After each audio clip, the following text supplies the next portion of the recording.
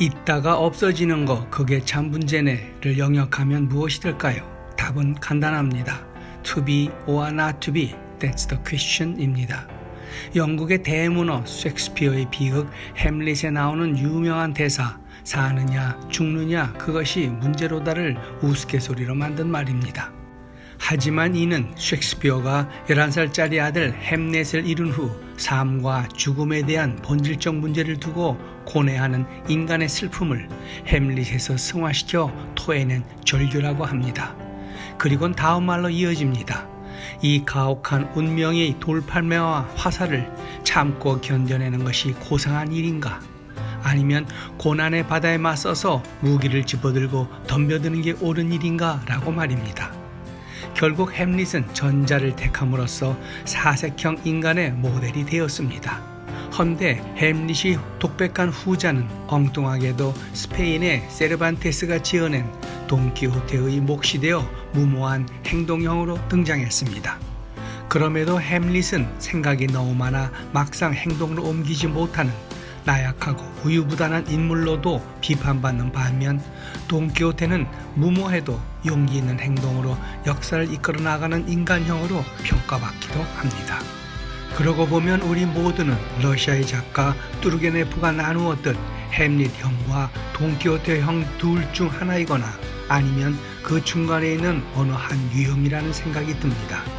햄릿같이 선택이나 결정을 못해 우물쭈물 망설이는 글쎄요 족이든가 지나친 수코에서 벗어난 키오티즘족 아니면 이도저도 아닌 중간 부리족 말입니다. 헌데 어찌된 일인지 오늘의 삶의 현장엔 온통 눈치형과 묻지마형만 있어 보입니다. 정치가 그렇고 기업이 그렇고 소위 지도자급이라는 인사들 두루두루 그렇습니다. 그 사이에는 금권력으로 갑질하는 미개형까지 모두 절대적으로 믿는 신조는 단 하나, 뺏느냐 뺏기느냐 아니 짓밟느냐 밟히느냐 그것만이 내 알바로다 하는 식입니다. 이러한 얘기에 겁이 나서 그랬을까요? 생전에 수많은 이야기를 해주었던 셰익스피어는 오히려 죽으면서 남긴 말이 없습니다. 단지 내 무덤을 파헤치지 말라 그런 자는 저주받을 것이니라고 했을 뿐이라고 합니다. 기이하게도 셰익스피어와 세르반테스 두 사람의 인생에는 공통점이 많습니다. 어린 시절의 가난과 고생, 파란만장한 질고의 삶 등이 그렇습니다. 1564년 잉글랜드 중부의 시골 마을에서 태어난 셰익스피어는 아버지의 사업이 몰락하는 바람에 13세 때 학업을 중단한 후 숱한 고생을 거쳐 30대의 극작가로 알려져 52세에 타계할 때까지 37편의 작품을 썼습니다.